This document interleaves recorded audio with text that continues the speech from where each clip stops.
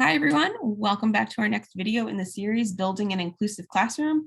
Fostering students' expertise is going to be the focus of this session. I'm Dr. Carrie Cormier. And I'm Johari Sykes-Ratliff.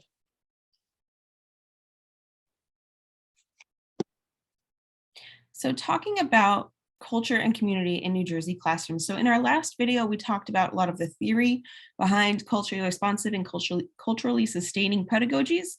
And so in this one, we're going to talk more about the practice and what does it look like in the day-to-day actions of your classroom. So when we think about culture and community in New Jersey classrooms in particular, New Jersey educators do have several laws guiding the ways that they can address some of these topics. So we do have some laws on Amistad, the Atlantic slave trade, and African-American history. Has to be taught. We do have to teach the Holocaust and genocide. We have to teach LGBTQ plus history as well as disability history. And so these laws pertain more so to the upper grades, middle and high school, but we can begin to lay the foundation for the ways these mandates are implemented in elementary school in age-appropriate ways. And so responding to culture in your classroom and your classroom community, so some ways we can really tap into students' cultural schemas. Again, we talked in the last session about getting to deep culture. And so how do we get into that? Using activities such as games, storytelling, and social interactions can really tap into students' funds of knowledge, as these are some strategies that are really rooted into different cultural interactions and ways people interact with each other. And so just going into strategies like that. We also need to be mindful of our own biases and how we view, concepts like storytelling. Like, it's not just sitting around like telling a story. It is an actual example of literacy, right? Being able to tell a story is being literate. And so being mindful of our own biases and what counts as reading, what counts as writing, and bringing in oral storytelling tradition into that mix. So being aware of our own biases and making sure that those don't get into become a barrier to our interactions with students, and making sure everyone feels safe and comfortable in our rooms, and they feel comfortable in being able to articulate how they learn, how they like to learn, how they like to show what they learn. Being aware of family values is also incredibly important, and having those and how the family values interact with our classroom learning. And we can do that by really making sure that we communicate actively with families, always starting off with that positive communication. One of the approaches that I love to take when I was teaching in my classrooms was, the compliment sandwich. I would talk to parents and say, here's one wonderful thing your child is doing. Here's an area where we can improve, but I really love how they do this. And so really making sure that we take the compliment sandwich approach to our communication with families. And so that way we can really get to understand how families interact, not from a judgmental standpoint, but just, this is how you're doing things at home. This is how we're doing things in the classroom. What bridges can we build between the two? And again, planning materials that address the culture of your students. So being culturally responsive with, utilizing strategies like games and storytelling and social interactions, but then also bringing in that multicultural piece of having diverse representation of our students, so that we can get to know them, get to know more about them, but then also they can feel seen in our classroom. And the LRC library is a wonderful place to start to get some of these materials. So here are a few quick tips to building a positive classroom culture. The first one is that you should be using language like we, us, and our. That's not my toy. That's not, make sure that you're standing in my line, but it's our toy. This is our space. This is your line, our line, essentially. Like, this is how you build a collective community, so that we all feel vested in our behaviors, our interactions, and we take an active interest in learning for not just ourselves, but for everyone, because what I do impacts you. So we have to make sure we're modeling and using language that helps to create that mentality. We also should be focused on creating a classroom that feels safe and welcoming for children. And we talked about that the last time, how critical it is that you create this space where students feel safe, and where they feel like they can be vulnerable and they can be themselves, and sometimes they can make mistakes, and it's okay. But also, to add to that, the family. And so you want the family to also feel part. Family is a part of the community.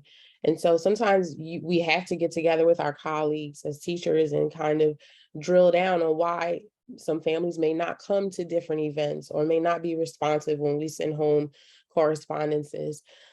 Sometimes families are intimidated. Sometimes they don't know how to interact with you.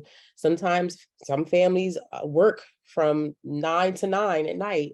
It's easy to get overwhelmed and just caught up with life that you feel like I can trust a teacher with my child and I'm okay. But how can we figure out what those barriers and challenges may be and then develop some type of protocols or actions that we can put in place to make sure parents do feel safe and welcome. We also need to work on co-creating classroom procedures. So it's easy to kind of just say, this is how I distribute materials. This is my classroom routine and that's it. But when we are creating these procedures with students, again, that's helping to create this shared space, is helping to make students more vested in your classroom routines and procedures, and essentially in the rule-making process. That's like a big one. We want to ask students, solicit their thoughts around what the rules should be in the classroom. And it goes right along with the next. So in creating those rules for expected behaviors, ask children, what do you expect this environment to look like for you to be able to learn? And then work with them on creating those rules around those expected behaviors. Avoid using the words no and do not. We want to also make sure that we are consistently being positive and reframing words that have negative connotations. In our very first series, Inclusive Classroom Practices, Carrie shared a really powerful slide that helps you as a teacher rethink quickly how I can say, no, don't do that in another way. And so if you want to go back and check that video out, it's a nice little quick, almost like cheat sheet that helps you to quickly look at how you can reframe some of these quick phrases that we may use that may have some negative connotations, because we do want to make sure our classroom is grounded in positive behavior supports. Another tip is gaining students' attention before providing directions. And that's using not only verbal, but nonverbal cues as well. And I will also say be mindful of those cultural elements, whereas some students may not give you eye contact, and it may be a cultural, just culturally, I don't look you in the eyes. I know this is something we've all heard before, but it's true.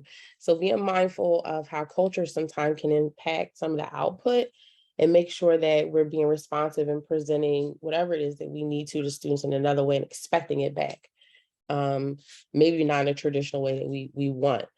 And then lastly, modeling self-regulation throughout the day. So if I want children to be able to calm down when they're angry, I'm so mad, and you're telling them, okay, just breathe. It's okay, you're fine.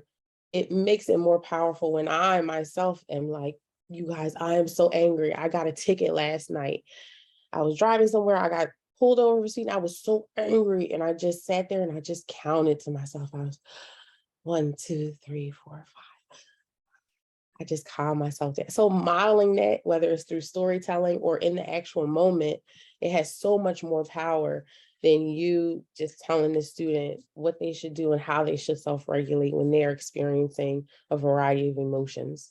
And I think that that can be a really powerful way for us to invite the students to be Mhm, a supportive community for us, right? And so many times we think like, we are the teachers, we're the authority in the classroom. And yes, in many ways we do have to be, we're the adults, but mhm, also, you know, humbling ourselves in front of our students can be really powerful and can really make it so that our community is a true community and that it's okay for our students to support us. We don't have to have it all together all the time. And I feel mhm, like as teachers, we really put that pressure on ourselves to do that so much. Um, and then also just thinking about, with a lot of these rules and the creation of this community that we're building in our classrooms, that if we are preparing students to live in a democratic society, then what better place to model what it is to be democratic than to do it in our classrooms? So really inviting our students in, this is how you build a community. This is how you work with people who might be different than you, right? And that we're learning this together. And I think that that can be really powerful for students to give them that sense of trust and responsibility and autonomy to say that this is our community, this is our classroom. Definitely. And so we're going to just end with this link right here. So there is an attachment, and it's pretty much a self-reflection.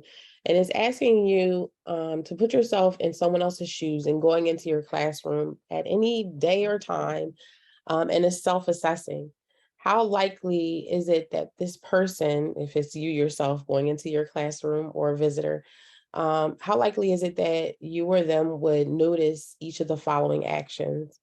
And so we're asking you to do this again, more of a self-reflection, so you can kind of gauge your starting point, and then you'll be able to go in and we'll support you in the process of identifying specific goals that you may have or areas that you want to improve in, and then working with your colleagues on developing these action steps, putting them into practice in order to get to the development of this culturally responsive classroom. And so we thank you for watching this video series. Our next video series will continue to build on inclusive practices, and we will be discussing universal design for learning and how to implement that in your classroom.